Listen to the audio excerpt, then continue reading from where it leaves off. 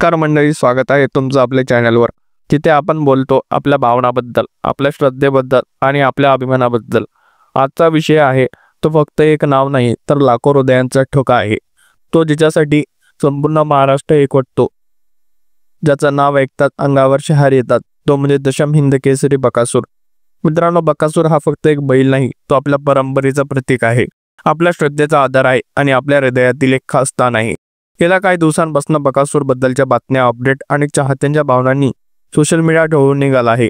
आज आपण या सर्व गोष्टीवर सविस्तर बोलणार आहोत, त्याच्या तब्येतीपासून ते त्याच्या पुनरागमनापर्यंत, चाहत्यांच्या भावनापासून ते पुढच्या स्पर्धेपर्यंत, सगळं काही। चला तर मग सुरू करूयात हा भावनिक प्रवास।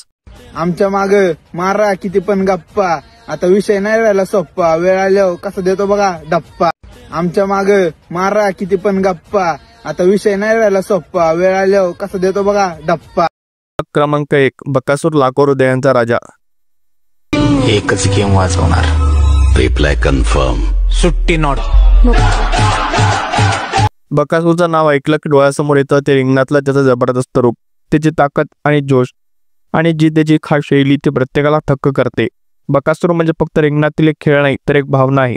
गावागावातून लोक येतात फक्त त्याला एकदा पाहण्यासाठी, त्याच्या एका दिमागदार चालण्यासाठी आणि त्याच्या गर्जनेसाठी।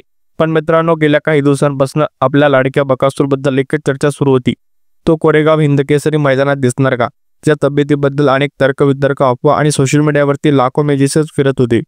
काहींना वाटलं की बकासूर आता कदाचित मैदानात येणार नाही, तर काहींना ठाम विश्वास ठेवला की आपला बकासूर कधीच हार मानणार नाही। भाग क्रमांक 2, दुखापतीची बातमी आणि चाहत्यांची हळहळ। सर्वप्रथम आली ती बातमी जी ऐकून प्रत्येकाच्या मनाला धक्का बसला, आपल्या बकासूरला गंभीर दुखापत झाली। ही बातमी वाऱ्यासारखी पसरली, सोशल मीडियावर एकच हळहळ व्यक्त होत होती, आपला बकासूर आता मैदानात कधी दिसणार? डॉक्टरांनी सांगितलं की बकासूरला आता पूर्ण विश्रांतीची गरज आहे, त्याच्या तब्येतीवर कोणतीही धोका नको, म्हणून त्याला काही काळ मैदानापासून दूर ठेवण्याचा निर्णय घेण्यात आला। बातमी ऐकून चाहत्यांचं मन खूप अस्वस्थ झालं। प्रत्येकाच्या मनात एकच प्रश्न, आपला देव कधी बरा होणार? सोशल मीडियावर चाहत्यांनी आपल्या भावना व्यक्त करायला सुरुवात केली। कोणी म्हणाला बकासूर तू लवकर बरा हो, तर कोणी म्हणाला आम्ही तुझ्यासाठी प्रार्थना करतोय। या सगळ्या भावनांमधून एक गोष्ट स्पष्ट झाली, बकासूर हा फक्त एक बैल नाही तर तो लाखो लोकांच्या हृदयाचा हिस्सा आहे। पहिली खात्रीशीर माहिती, कोरेगाव स्पर्धा आणि बकासूर। काही दिवसांनंतर एक खात्रीशीर अपडेट समोर आली आहे। बकासूर 2 मे 2025 रोजी कोरेगाव हिंदकेसरी स्पर्धेत सहभागी होणार नाही, कारण त्याला अजूनही पूर्ण विश्रांती घ्यावी लागणार आहे। ही बातमी ऐकून चाहत्यांना निराशादार झाली, त्याचबरोबर त्यांनी बकासूरच्या तब्येतीला प्राधान्य दिलं। सोशल मीडियावर या बातमीनंतर एकच चर्चा सुरू झाली। शिंदे केतन 007 यांनी लिहिलं, सर्वात महत्त्वाची माहिती, दशम हिंदकेसरी बकासूर कोरेगाव हिंदकेसरी मैदानावर येणार का? तर @श्रद्धा 6460 म्हणाल्या, त्याला काही होणार नाही, तो आपला देव आहे। त्यांनी निराशा व्यक्त केली, पण त्याचबरोबर त्यांनी बकासूरला आशीर्वादही दिले। देवा बकासूर लवकर बरा हो, ही भावना प्रत्येकाच्या मनात होती। नवीन अपडेट, बकासूर पुन्हा जोमात। मित्रांनो, आता एक अशी बातमी आहे जी तुमच्या सगळ्यांच्या मन आनंदाने भरून टाकेल। आपला बकासूर आता 99% बरा झाला आहे। होय, तुम्ही बरोबर ऐकलं, आणि यापेक्षा मोठी गोष्ट म्हणजे तो 24 एप्रिल 2025 रोजी त्याचा फेरा काढणार आहे। हा फेरा म्हणजे बकासूरच्या मैदानाचा पुनरागमनाचा पहिला संकेत। तो मैदानात येणार याचा अर्थ त्याचं आरोग्य आता बराच सुधारलं आहे, ज्यासाठी एक मोठा आनंदाचा क्षण आहे। याचबरोबर एक गोष्ट स्पष्ट आहे, 2 मे रोजीच्या कोरेगाव हिंदकेसरी स्पर्धेत बकासूर खेळणार की नाही याबद्दल अजूनही अंतिम निर्णय झालेला नाही। त्याची टीमची भूमिका स्पष्ट आहे, बकासूर पूर्णपणे बरा झाल्याशिवाय त्याला मैदानात उतरवलं जाणार नाही, कारण बकासूरचं आरोग्य ही सर्वात मोठी प्राथमिकता आहे। चाहत्यांनी या निर्णयाचं स्वागत केलं आहे, कारण बकासूर हा फक्त रिंगणातला खेळाडू नाही तर तो आपल्या भावनांचा, आपल्या श्रद्धेचा आधार आहे। चाहत्यांच्या भावना, प्रेम, काळजी आणि आशीर्वाद। चला आता पाहूया आपल्या चाहत्यांच्या काही भावना ज्या सोशल मीडियावर व्यक्त झाल्या आहेत। या भावना वाचून तुम्हालाही लक्ष देईल की बकासूर किती खास आहे। PGN 0789 म्हणतात, म्हणा येणार तो, लाखो लोकांचे आशीर्वाद आहेत तुझ्यासाठी। @J पाटील 3540 लिहितात, मैदानात रस्तात आहे तो, नक्की येणार। कृष्णा पाटील लिहितात, यांनी तर खूप भावनिक मेसेज लिहिला, कठोर मेहनत करून, प्रेमी करून, मोठमोठ्यांच्या चरणी प्रार्थना आमच्या दशम हिंदकेसरी बकासूरसाठी नकळत करू लागली। तानाजी म्हणाले, बरं वाटल्याशिवाय देवाला मैदानात काढू नका, मैदान काय होत नाही, तुमचा देव चांगला नाही। वस्तू बनसोडे यांनी लिहिलं, आपला बाप नक्कीच बरा होणार पूर्णपणे आणि कोरेगाव हिंदकेसरी मैदानावर सगळ्यांची लाडकी जोडी येणार, बघायला भेटणार। मी आईवडिलांना नवसच बोलणार आहे की आमचं बाप पूर्णपणे बरा होऊ दे। आणि सगळ्यात भावनिक मेसेज आहे तो अनुप मोरे, 16:10 यांचा, देवा मला खाली तुझ्यापासून एकच पाहिजे की माझ्या आमच्या बकासूरला लवकर चांगला कर. त्याचं काहीही संकट असू दे ते मला पण आमच्या देवाला लवकरात लवकर बरं कर.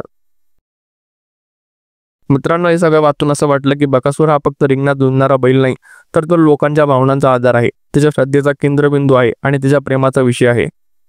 24 एप्रिल बकासूरच्या पुनरागमनाचा मोठा दिवस. 24 एप्रिल 2025 हा दिवस प्रत्येक बकासूरच्या चाहत्यांसाठी खास आहे, कारण या दिवशी बकासूर मैदानात फेरा काढणार आहे. हा फेरा म्हणजे त्याच्या जोमात परत येण्याचे पहिलं पाऊल.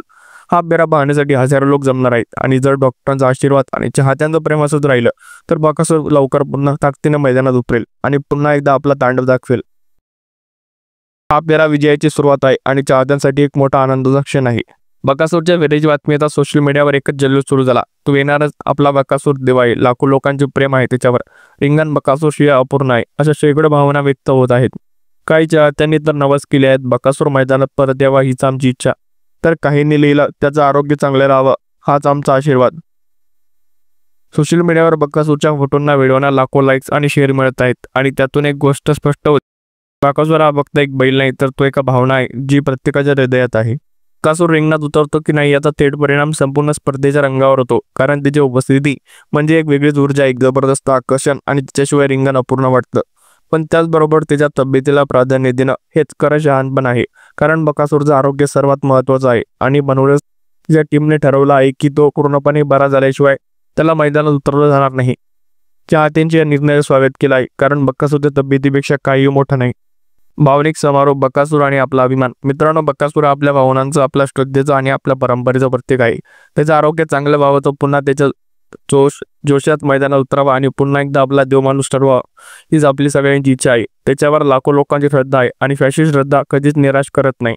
आपला बकासूर लवकर परत येईल आणि पुन्हा एकदा रिंगणात आपली गर्जना दाखवेल यावर आपला ठाम विश्वास आहे. रिंगणात बकासूर हा फक्त एक नाव नाही, तर ती एक ओळख आहे. तो रिंगणात झुंजतो तेव्हा फक्त बैल झुंजत नाही, तर प्रत्येकाच्या हृदयात उत्साह, गर्जना आणि जिद्द झुंजते. त्याचं नाव घेतलं की अंगावर शहारे येतात. तो आपला देव आहे आणि आपला सखा आहे, तो आपली प्रेरणा आहे आणि तो आपला अभिमान आहे. मित्रांनो, बकासूरच्या प्रवासात तुम्ही सहभागी व्हा. तुमच्या भावना, तुमचे आशीर्वाद, तुमचं प्रेम याच्यापर्यंत पोहोचवा. खाली कमेंटमध्ये लिहा की तुम्हाला बकासूरबद्दल काय वाटतं आणि हो, या व्हिडिओला लाईक, शेअर आणि सबस्क्राईब करायला अजिबात विसरू नका. आपला बकासूर लवकर बरा हो आणि तो पुन्हा रिंगणात आपला जलवा दाखवो हीच देवाकडे प्रार्थना. मनपूर्वक धन्यवाद.